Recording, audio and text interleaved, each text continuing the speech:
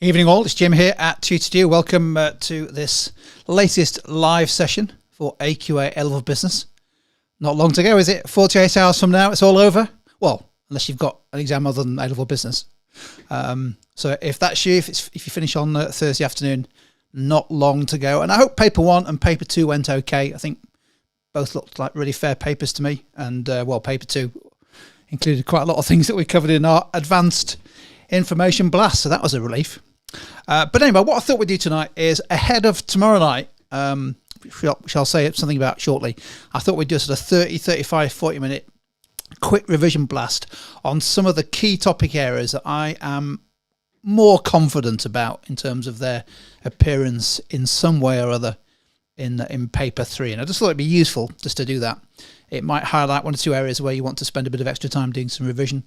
It might confirm to you that you're in good shape. I know a lot of you are feeling as though you're in good shape for paper 3. And then tomorrow night, I've almost finished writing a brand new paper 3 mock paper. I just need another couple of hours to finish the appendices and get the questions checked. Because what I thought we'd do tomorrow night is spend an hour or so actually doing a walkthrough of an unseen paper based on topics that could come up in paper 3. My best guess as to the type of areas that could be examined, and there's no guarantee about these things. And then actually we'd walk through some worked answers to, for example, a 12 marker, which is very similar to a 9 marker, to be honest with you, but just using the case of the information. Obviously we know about 16 markers, but do a 16 marker, in particular around how you use the appendices to support a 16 marker, and then a 20 marker. We've already done open questions, haven't we, quite a lot, and the 24 marker open question is just a big 16 mark open question. So what I thought we'd do is in this session, as I say, is just revision blast key areas. I'll throw some supplementary questions in, and then what I'll do at the end is I'll just highlight the areas that I'm trying to embed in this new paper for tomorrow. And what I'll try to do, if I can, is get the PDF of the paper added in as a link to the live chat on YouTube ahead of time. I'm aiming early afternoon if I can. Just need to get the questions checked. Therefore, you'll be able to download that and have a look at it, maybe even have a try unpicking the questions or even having a go at writing an answer. Or if you can't join me tomorrow night, at least it gives you something to work on Wednesday.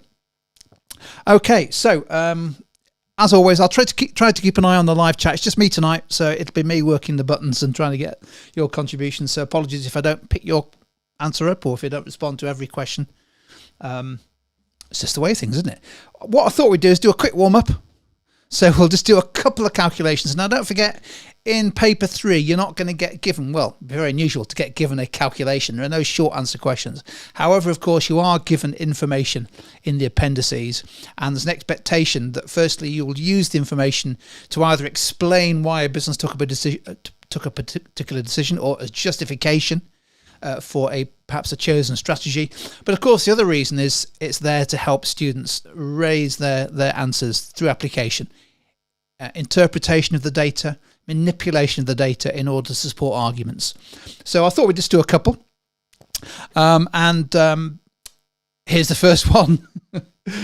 Here we go. So an appendices here. Let's imagine you get an appendix on Thursday with some budget variances, perhaps. So here is a table with some information for this year and last year's sales and profit. 2 questions. I'll give you a minute on this one. What were the budgeted and actual costs this year? And what was the cost variance for this year? Over to you. Have a go.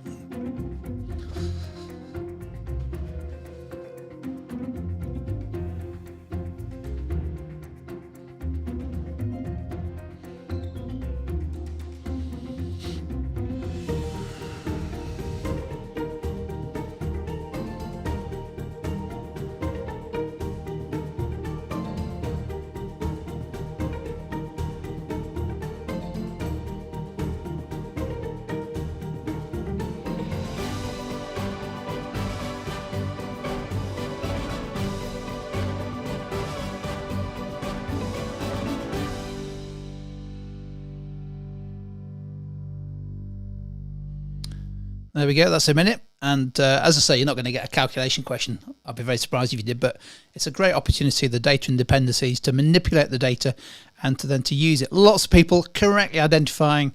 Firstly, let's get the answers on screen here, shall we? Just as a warm-up, that the budgeted costs are 3.3 million. So we're given sales, we're given profit. The difference between sales and profit must be costs. So budgeted cost must be 4.5, take away 1.2. And actual costs, 3.8, take away 0.7. So actual cost, 3.1. And don't forget, with variances, always state whether or not they're favourable or adverse. Well, if actual costs are lower than budget, that's good news. That means that that's a favourable variance. So well done. Lots of people, including Max and Alex and others, saying it's a favourable variance of 0.2 million. It's often the case, actually, looking at paper 3 exam papers, that you are dealing in millions of pounds. You know, one decimal place, 2.2 million, 5.6, rather than pounds or hundreds of thousands. Good stuff. Just a quick supplementary question then. What was the profit variance then? Just using that data. What was the profit variance? Supplementary question.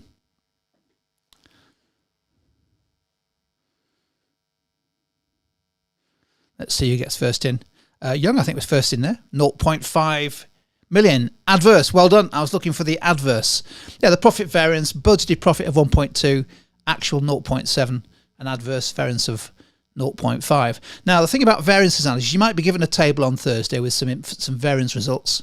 It's about how you use them. So looking at that data, I would say the main reason for the adverse profit variance of 0.5 million is the sales variance, isn't it? Which is 0.7 million adverse. So sales were significantly lower. And then you could even do a percentage, couldn't you? You could say 3.8 divided by 4.5 and express actual sales as a percentage of budget to help the examiner see that you're manipulating the data. Superb stuff. Let's do another quick calculation. This one's on gross profit and gross profit margin. So over to you. Calculate the gross profit this year and calculate the operating profit this year. Over to you.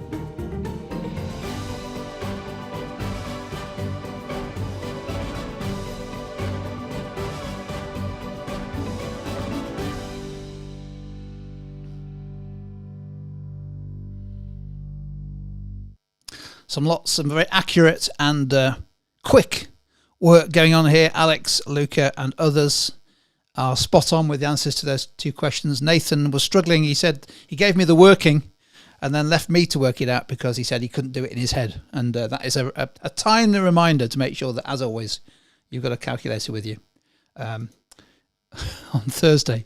Yeah, so, well, two questions there. Gross profit. Don't forget, gross profit. We should know these formulas. I'm sure you do. It's sales times by the gross profit margin. We're given the gross profit margin 65%, so it's just 42 times 65, 27.3. And that's a useful number to know because if we take off the operating costs of 22.1 million, that gives us the operating profit of 5.2. If you took off interest and potentially tax, I doubt they'll give you tax information, then you get to profit for the year. Which is the net profit margin. Superb stuff. Nice warm up there.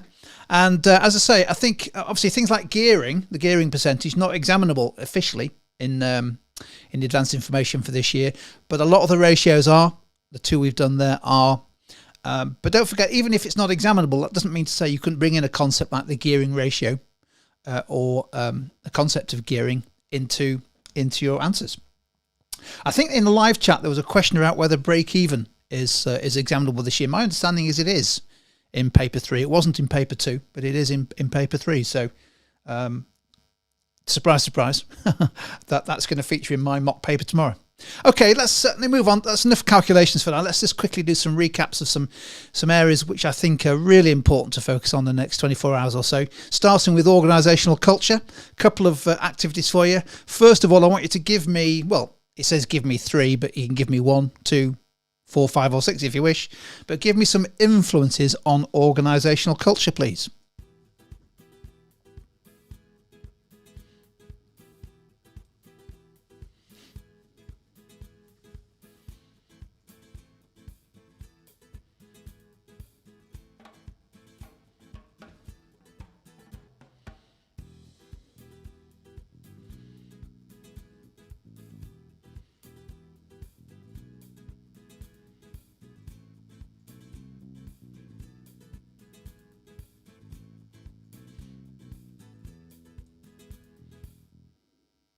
Just adding a few to the screen here. Lottie's gone with the organisational structure, the industry it operates in, definitely. The culture in a business is very closely linked to the overall type of industry. No doubt at all about that. Ben's gone for leadership style, which we know is a very important influence. Mission statement. This is superb stuff. Yeah, excellent. Lots of... Zaina's gone for the influence of the founder, the business size and complexity. Great answers. Well, I think I picked up a couple of those in my suggested answers, so let's have a look at what I came up with. There are lots of different influences. Organisational culture, it's got to be in there, hasn't it? Got to be in there on Thursday. Absolutely has to be. Often organisational culture is a function or feature of how old the business is, how long it's been established. Businesses established 2, 3, 4, 5 years ago have a very different culture because of how they're established, the circumstances in which they started, compared with businesses that have been around for dozens or hundreds of years. Similarly, the influence of the founder. We know this to be absolutely the case, don't we? A lot of businesses are built in the image of the founder, reflect the personality, the style, the leadership style, the approach to leadership. The culture of the business is often influenced by the founder. Lots of good and bad examples of that. And similarly, business size and complexity. So as a business gets bigger and as it becomes more complex, perhaps with different locations, different countries, different products, then all of a sudden culture has to change. That's a big influence on culture. Superb stuff. Lots of great answers, by the way, in the live chat. Thanks for those. I won't get a chance to stick them all on screen, but it's great to see that people are in tune with this idea of organisational culture. So let's just change it around. Now, I know that change management isn't examinable specifically on Thursday. However, so managing change isn't. However, reasons to change culture is. So over to you. Give me some reasons why a business might want to change organisational culture.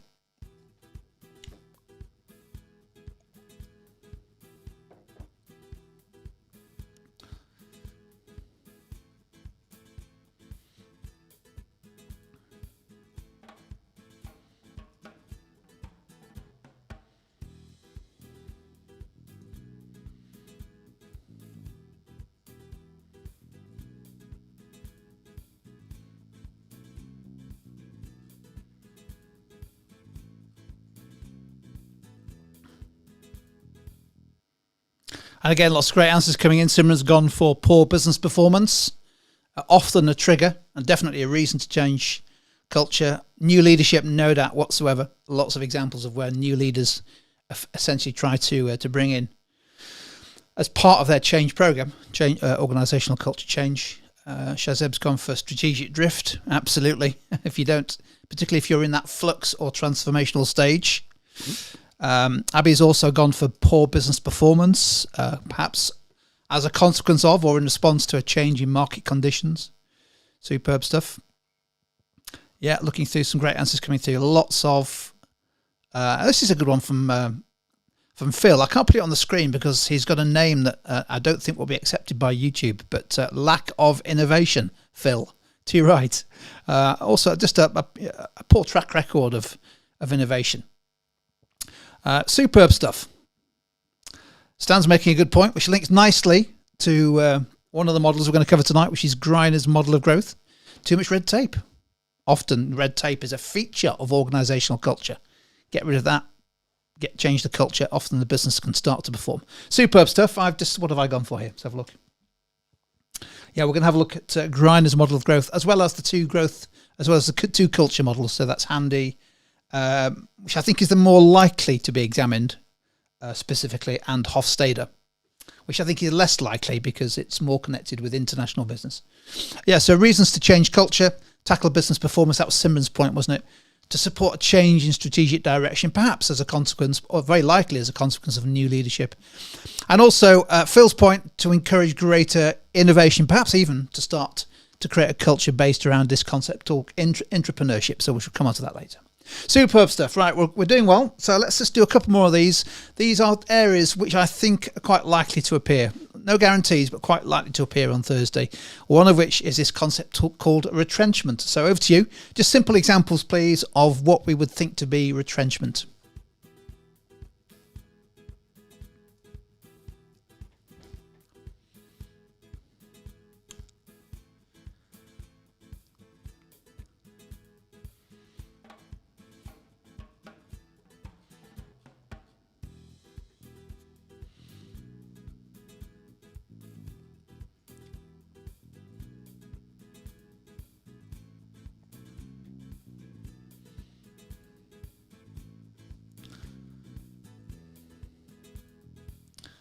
Again, lots of examples flying in about retrenchment. I used to call it retrenchment, and I got criticised by saying somebody said it's not a French word. So there we go. Adam's going for redundancies, delayering. Now, don't forget, that's absolutely true. Retrenchment it's about reducing the scale of a business. It can happen in lots of different ways, or more than one way. And particular redundancies and delayering is often associated with significant delayering. A great response from actually, sorry, I've just lost it on the screen now because it's been overtaken by others.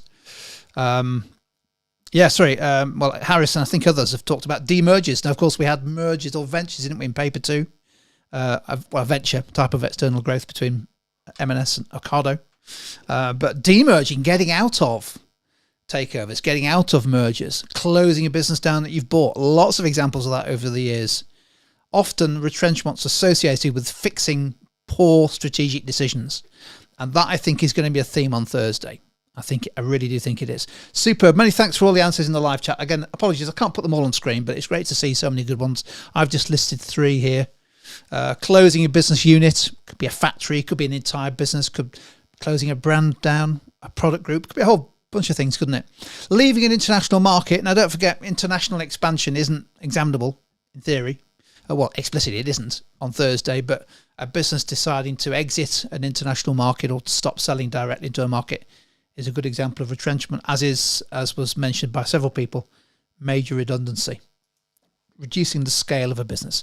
Excellent. We've got one more. Now, this is quite an interesting one. It's one of these words that's in the specification, but not every student's entirely confident about what it is. So I just wanted to do 2 minutes on this, a bit like when we did inventory control charts and other things we did for paper 2. I've listed 5 or 6 things which I'm covering tonight, which I just want to make sure that you've revised. So this is a good way of revising it. Indicators that a business may be overtrading. I won't say any more until I see how you get on with the question.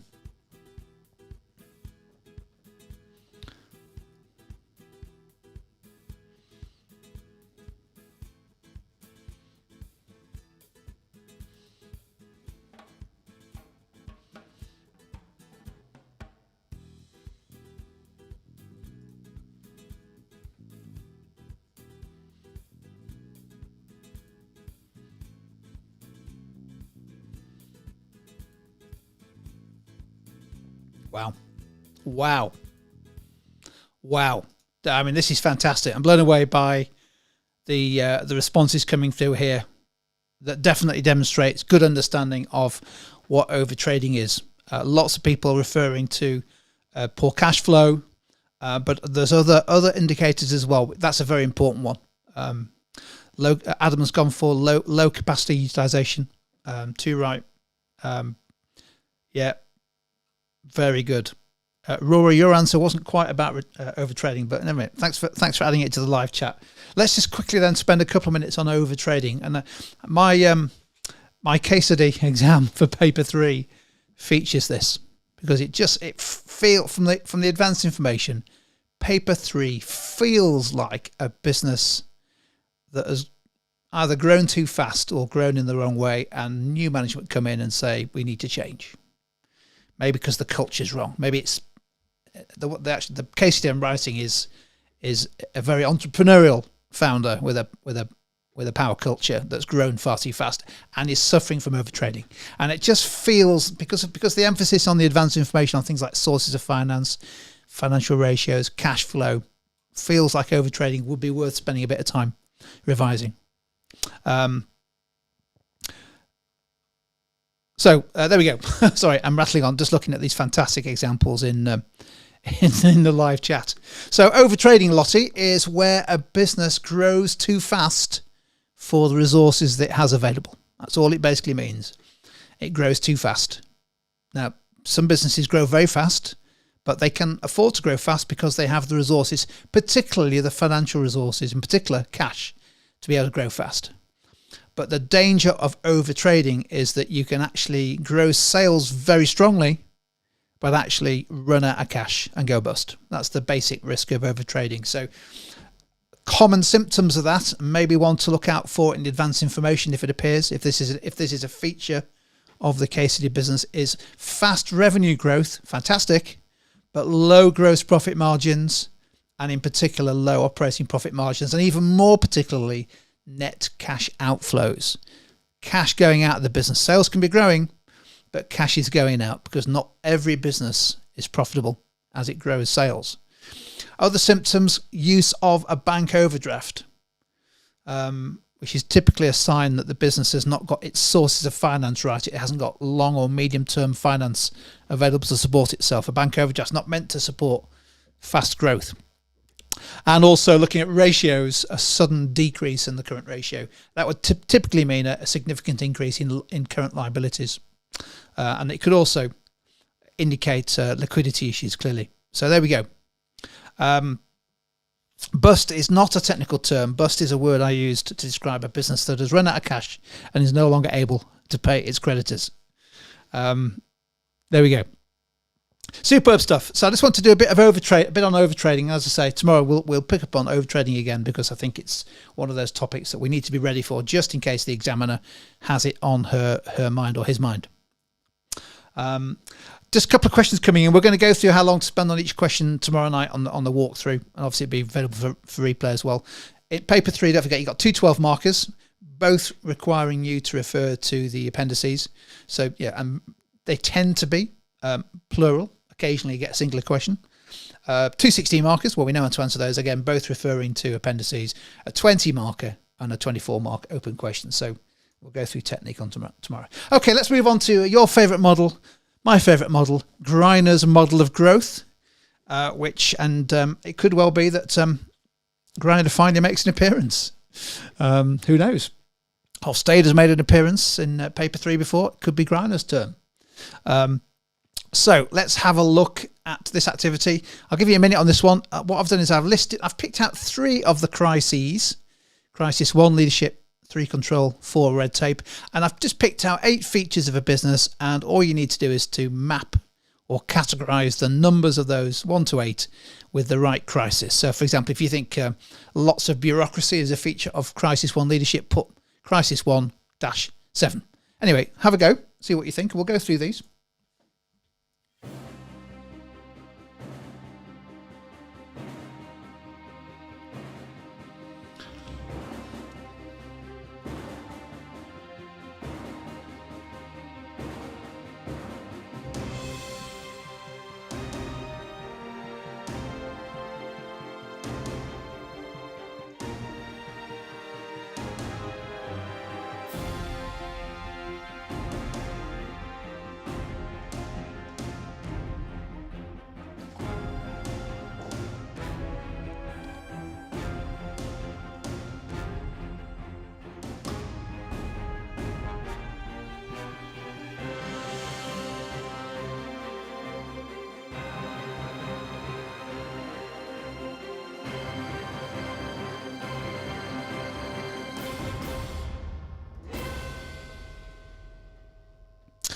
Okay, there we go. So let's have a look at how these are categorized. Obviously, because there's 8 and there's 3 categories, not every category has 3.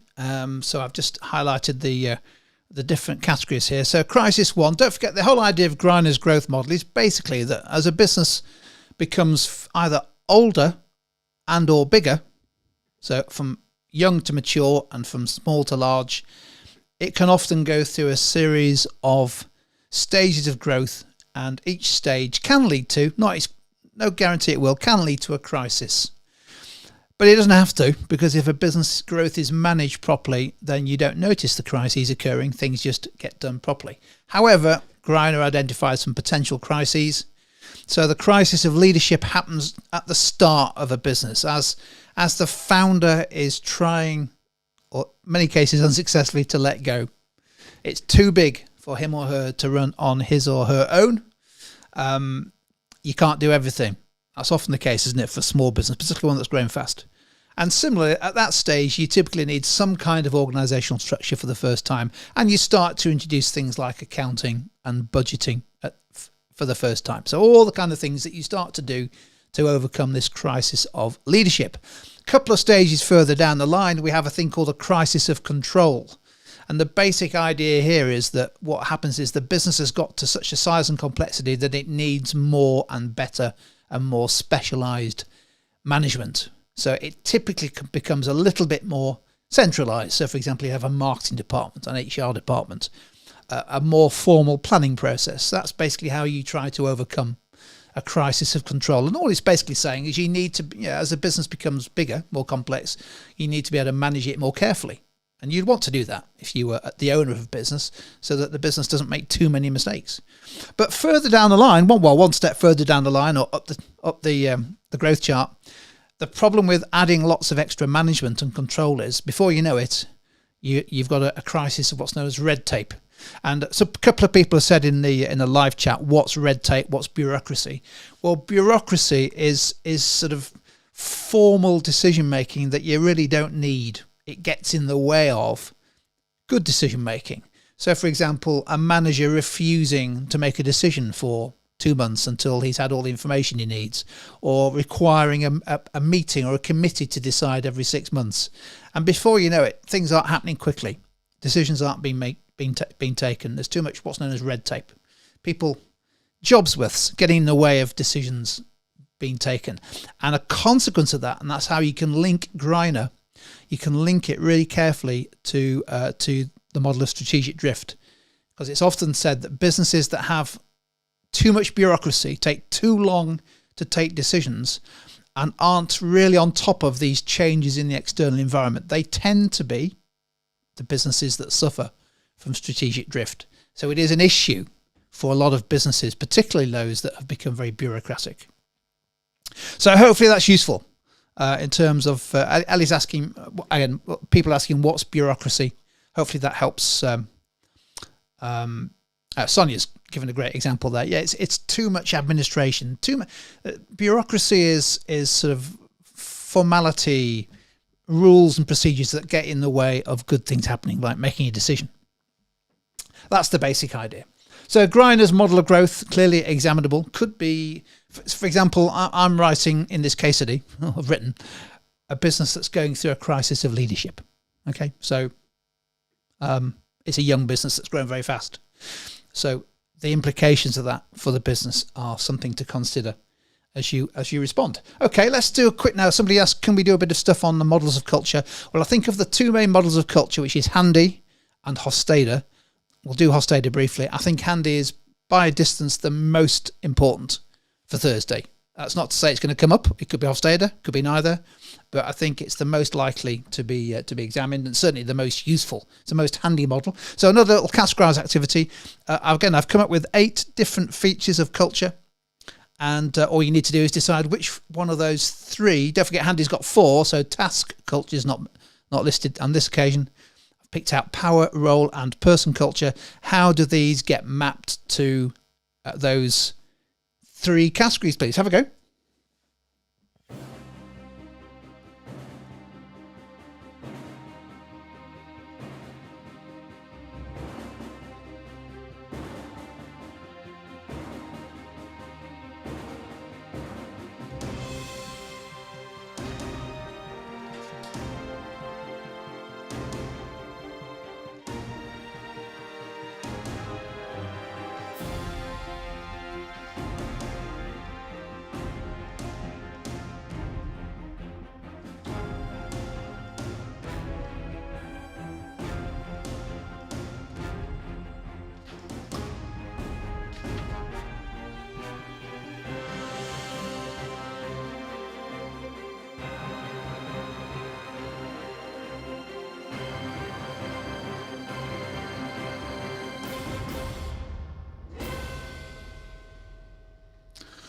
Well done to everyone having a go. Alex had to go all 3 there. That looks pretty good. Callum, Kieran, that looks pretty good. Sophie, yeah, well done. And also big thanks to Kate as well, who I'll stick it on screenshot of that previous question. Somebody asked, what is bureaucracy?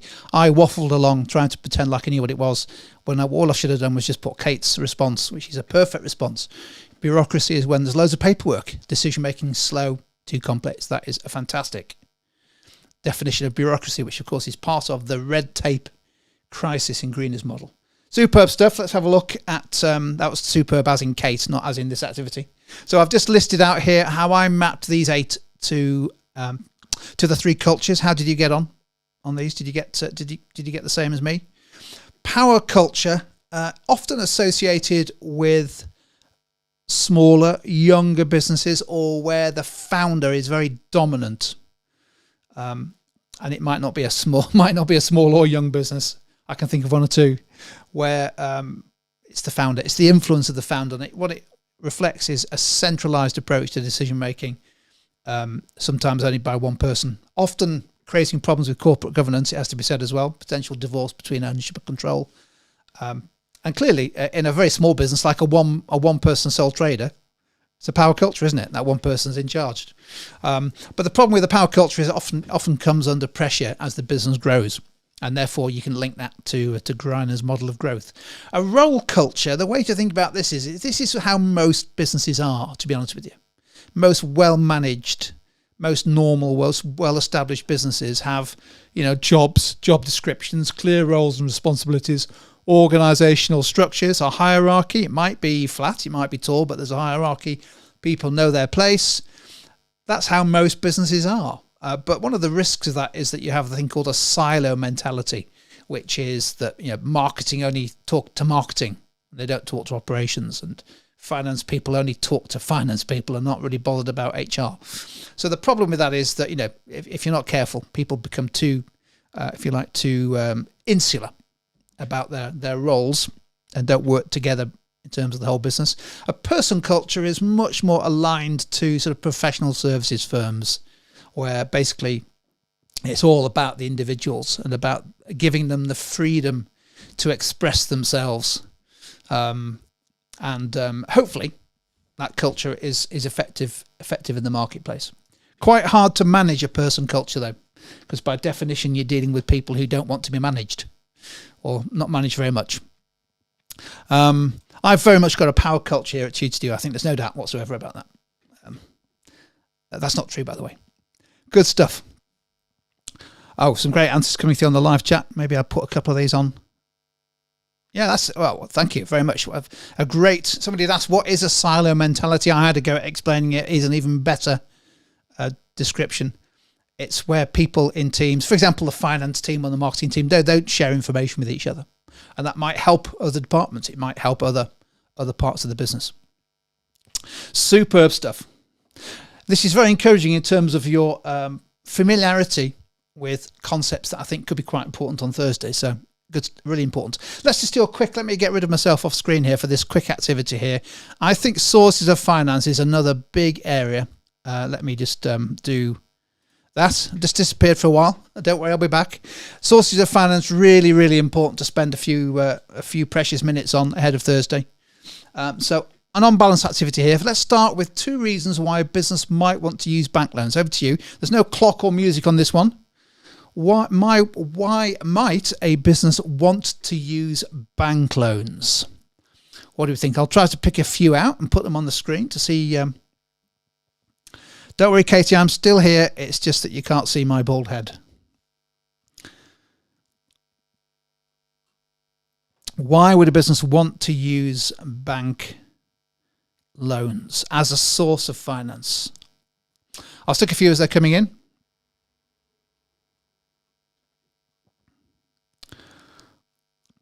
Yeah, Nish, along with others, has gone for the ability of bank loans to provide sizable, significant sources of finance, and that's often vital.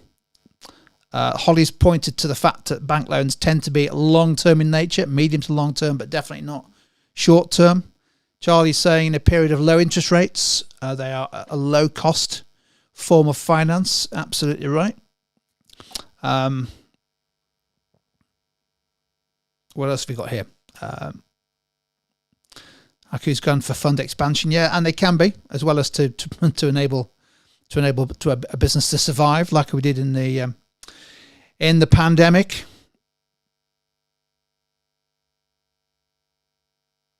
Armand's going for the fact that you can get, potentially, depending on who you get the bank loan from, it could be bigger than your entire retained profits. However, the flip side is you are vulnerable to interest rate changes. Superb stuff. Love it. Well done. So let's just quickly pick out a couple of points I had on bank loans. I think you all pointed out how loans can be a really cheap and significant source of finance, and they can be obtained quickly. I mean, a bank loan, if a business has a relationship with its bank, a bank loan can be organised within a matter of days and weeks. No doubt about that, particularly if the bank has good information about the business and its trading record. And that's often a lot easier and quicker than it is raising share capital. If you're a profitable business with strong cash flows, bank loans are actually a very efficient source of finance, because you can easily afford the interest, and you can usually easily afford the loan repayments, even at quite a high level of gearing. Now, don't forget, gearing itself isn't examinable. However, the concept of gearing can be used to help support a decision around one source of finance or another, because obviously different sources of finance have different risks associated. Superb stuff. Right, back over to you again. Can you now give me some benefits of raising finance through new share capital? So we've done bank loans. What do we think? So raising finance through new share capital. And again, I just think I would be keen to make sure you've covered this ahead of Thursday.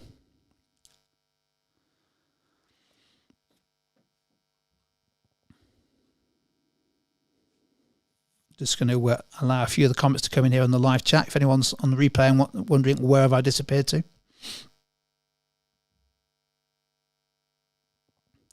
So Maria's pointed out it's not only the finance, but often, depending on who provides the new share capital, it also potentially brings new expertise into the business. Millie's made the same point. It's a really important point, actually, particularly if we are using venture capital.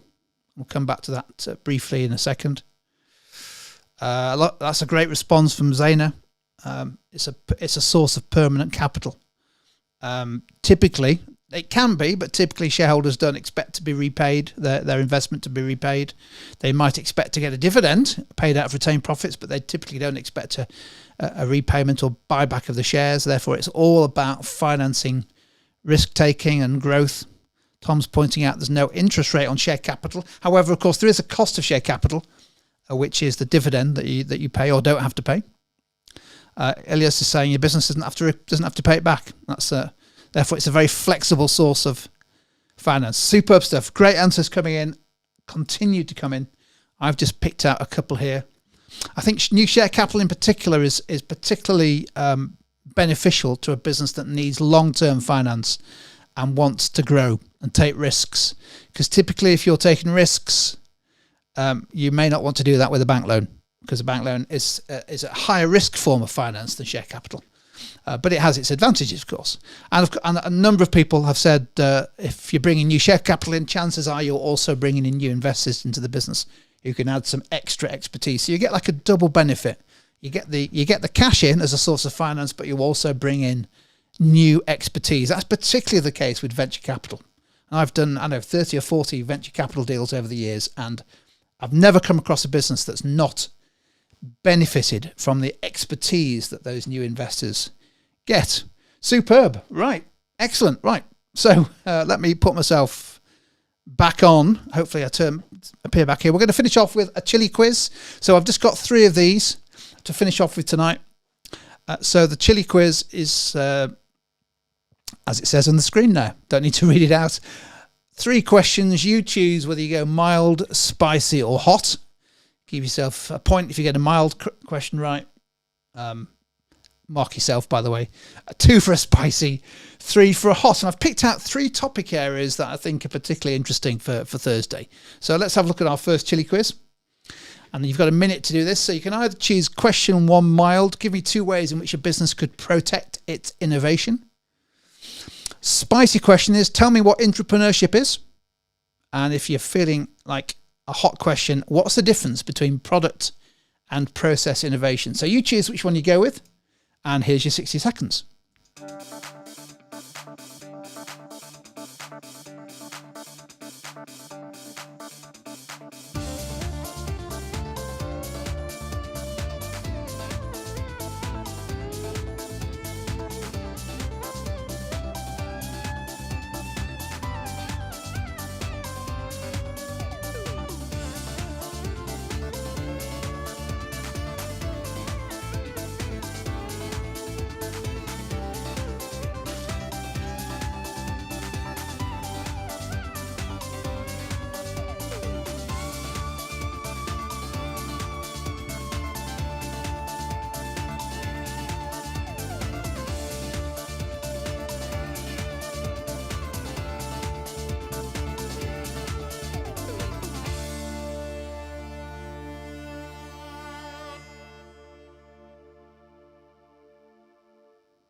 There we go. Lots of people went straight in for the mild. One or two went for the spicy, but we've had some good answers in as well for the hot.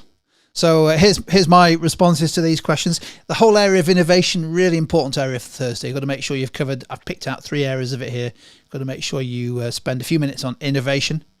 So yeah, you can protect your innovations in a number of ways, but the 2 that are mentioned on the specification, which you need to know about, are patents, which are actually quite hard to get, and copyright, which is typically protecting the media, the written word, that kind of stuff. Entrepreneurship is actually a term that came up, was it 2018? I think it was 2018, and absolutely threw loads of students. It was a 9-mark question. It was a knowledge gatekeeper, and half the students had never heard of it and therefore didn't know how to respond. Well, entrepreneurship is internal entrepreneurship. It's where businesses actively encourage their employees to be entrepreneurial. For example, giving them time to research new product ideas, giving them time to be creative, giving them time to go work on projects on their own if they wish.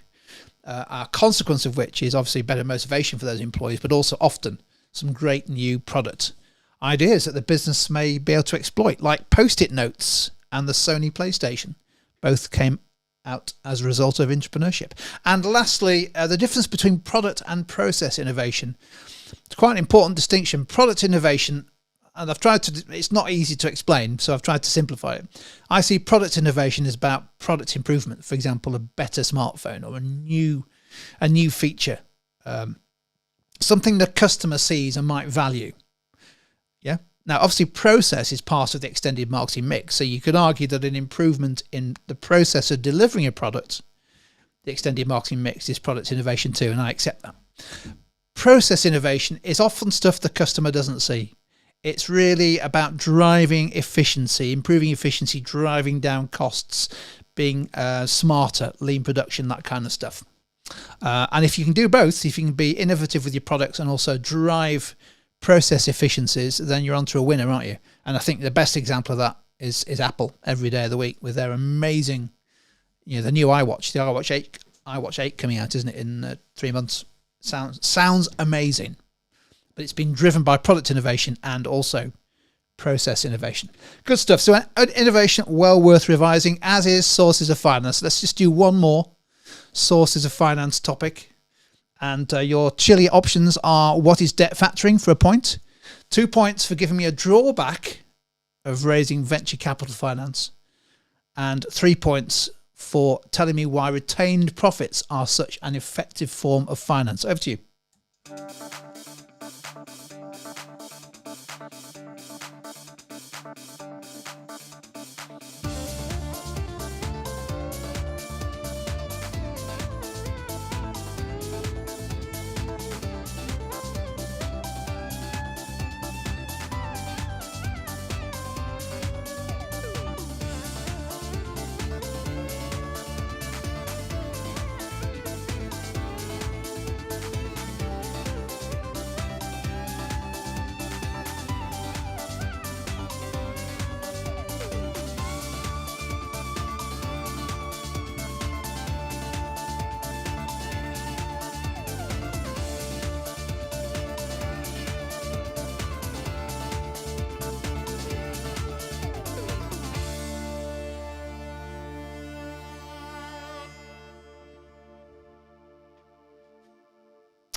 cracking me up in the live chat as always. Actually, Kate's spot on. Really important public service announcement from Kate.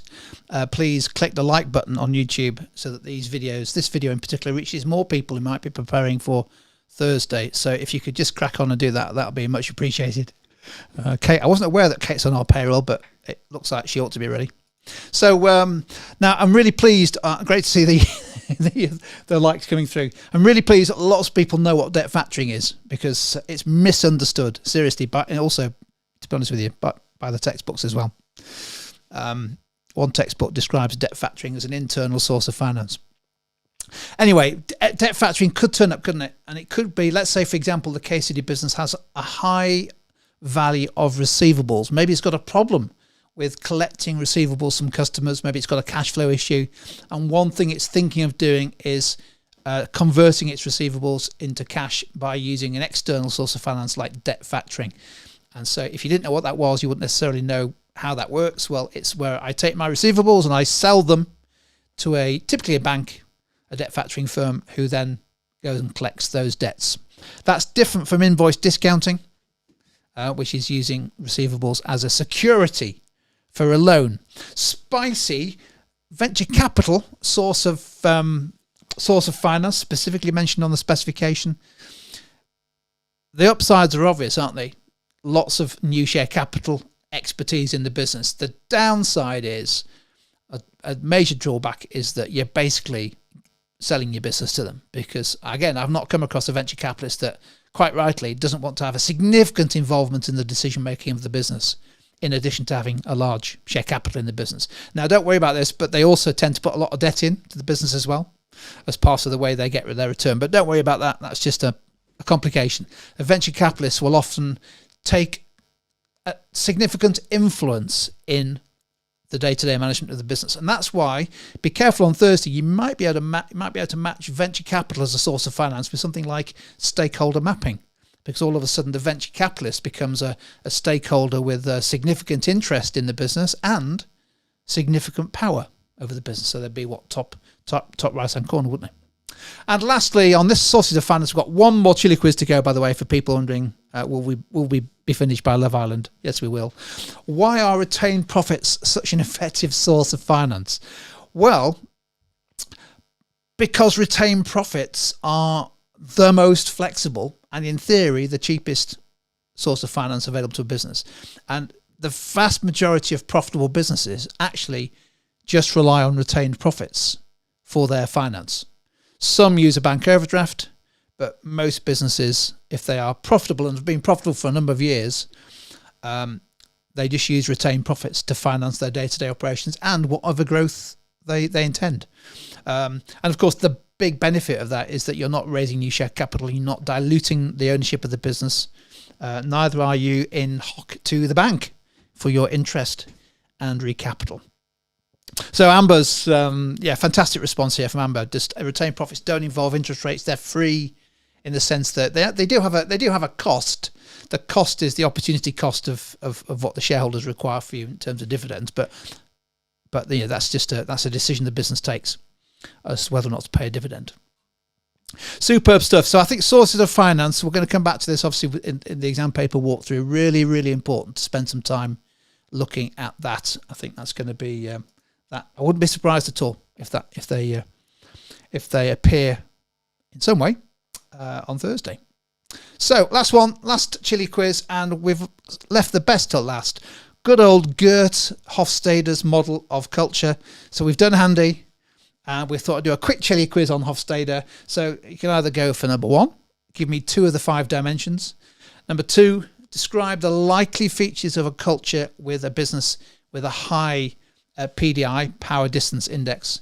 And number 3, how might a takeover or merger be affected by a difference in the masculinity index? This should be interesting. Have a go.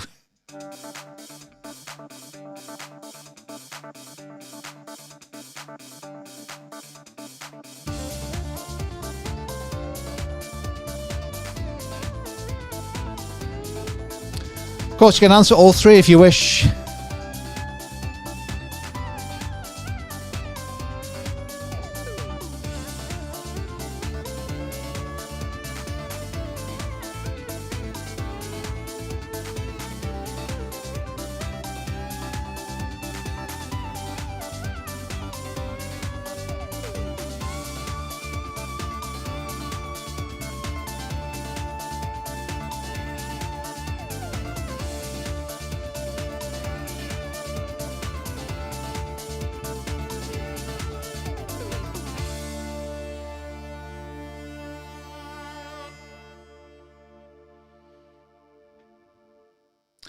Now, don't forget, index numbers aren't examinable in this year, are they? But Hofstede's model of international or national cultures, which uses an index to measure the differences in organisational culture in different countries, is examinable as part of organisational culture. As I say, I think, to be honest with you, I mean, I'm not ruling it out because that would be stupid, but Hofstede tends to be associated with issues of differences in culture between different countries, therefore tends to be associated with questions around international expansion and operating in different international markets, which isn't examinable this year. So, but that's not to rule it out. It could be, but I just have a feeling that handy might be a little bit more relevant, but we shall see. If it is Hofstede, I think we're going to be in good shape. Let's have a look at the answers that I've come up with and compare them with yours. Harry, fantastic answer, by the way, on the hot question yet again, as Tom and Frank as well. So Hofstede identified these different measures of or dimensions, he called them, of national culture, and then gave different countries a score based around his research. In fact, that research is ongoing. I think it's the Hofstede Institute continue to investigate and measure these things. What an interesting job that must be. And for example, they came up with this idea of the power distance index and the masculinity index, or the feminist masculinity index, long-term versus short-term orientation, uncertainty avoidance index. And for example, a high power distance index would be often associated, this is where people know their place and they recognize and accept that there are different roles, and there is a hierarchy of power within organisations, and that's typically associated with businesses that are centralised, have tall organisational structures. Typically, I think you could link it nicely with a power culture in handy, often where the people at the top of the organisation literally dominate decision making and dominate the culture. So those would be possible features of a culture in a business in a country with a high PDI. And lastly, and this is quite an interesting one, isn't it? Mergers and takeovers is examinable. External growth. Now, obviously, we had the M&S Ocado question, didn't we, for the 16 marker, wasn't it, in paper 2? So you might argue, well, external growth has had its go this year, but it could still be out there as a feature of the paper 3 case study. Just because it's been examined in one paper doesn't mean it can't be examined in a different way in paper 3. And this idea of a masculine business rather than a feminine business, not feminist, feminine business. The basic idea is a masculine business and a feminine business can have very different approaches to management, different approaches to culture. If a masculine business buys a feminine business, then lots of things might happen. But basically, you're setting yourself up for a clash of cultures, because the way we do things around here is going to be different from the target business compared with the acquiring business. And some great examples of that in the live chat there, talking about how masculine businesses will have a different approach to decision making, a different approach to risk management, or to risk taking, and all that kind of stuff. There we go. So hopefully a little bit on Hofstede. Gert Hofstede. What do we think? Do you think that's going to come up? What do you think? Anyway, there we go. We've done our 40, well, actually a bit more than 40 minutes. We've done 55 minutes. There's just a couple of questions that came up, which I just wanted to put on screen. Bino asked a couple of times, what are your thoughts on doing a quick SWOT analysis? Well, this is one of those questions we'll deal with in the walkthrough tomorrow night, and also the warm-up, if you want to join us for that on Thursday morning. There's no reason why you shouldn't do. I mean, I don't think you're going to get a question on a SWOT analysis, but if it helps identify key features of the case study, nothing wrong with that at all, is there? Particularly if you go on to use those in your responses. And just a question from Leah. Leah asked this just actually a few minutes ago, a couple of activities ago. Is the 20 marker open or applied to the case study? The 20 marker is definitely applied to the case study. In fact, all 6 questions are applied to the case study, because even the open question, as we know, we deal with the case study first, and then we explore the other context. So yeah, 20 marker could be, is it a good decision? What information have they used to support that decision? So we'll go through that tomorrow, the 20 marks of decision-making question. I think we're just about done, unless there's any really pressing questions, because I've taken enough of your time. Yeah, so Ali's asking what time is the morning live session on the 16th. I think we're planning to start at 9:30, just for an hour and a half, 2 hours, no more than that. Just asking questions, answering questions about structure and any particular topic areas that you want a quick 2-minute revision on. That's all it'll be. And I say tomorrow night, I think we're aiming for 6:30. NXL business is at 5. 6:30. I think we're going to work our way through this case study, which hopefully by lunchtime tomorrow I will have added as a download to the Grey Booster course, but also to the live chat window. You're very welcome for anyone who's given me some positive feedback on this session. Apologies. Let me just quickly go back to this. Apologies for this. Let me just quickly go back to tomorrow. A number of people asking what's going to be covered tomorrow. Here are the things I'm trying to incorporate into the mock paper. Just got a couple of questions where I'm struggling at the minute, so I might ditch one of them. But anyway, I'm definitely going to include critical path analysis because I think that's well worth. That's my inventory control charts for paper 3. We're going to cover corporate governance, divorce between ownership and control, and also we're going to look at some marketing pieces around digital marketing and pricing. But anyway, those are the themes on the screen there that I am trying to write into my case study, which is called Fitness Island Limited, and we'll see whether we manage to cover all 6 questions tomorrow night. But yes, we are doing a critical path analysis tomorrow as part of the walkthrough. That's all good, right? Many thanks for everybody. So critical path analysis at Atizaz is network analysis, same thing. So tomorrow I think we're 6:30 for about an hour. Definitely finished by Love Island. And as always, appreciate everyone who's joined me live tonight. Much appreciated. If you're watching on replay, hope you found it useful as well. If you've reached the end of this session, you've done really well. And we'll see you tomorrow. So cheers, everyone.